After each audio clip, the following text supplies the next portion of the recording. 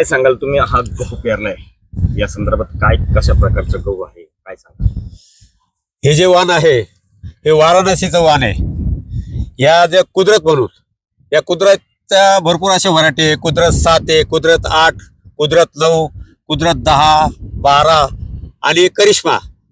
हा जो आपण जे वाण निवडलंय हे आहे कुदरत अन्नपूर्णा. काय काय याच्या संदर्भात याचं काय विशेष महत्व काय? ह्या गव्हाचं विशेष महत्व म्हणजे जो आपला जो पारंपरिक गहू आहे त्याची उभी आपल्याला 2 ते 3 इंच असते.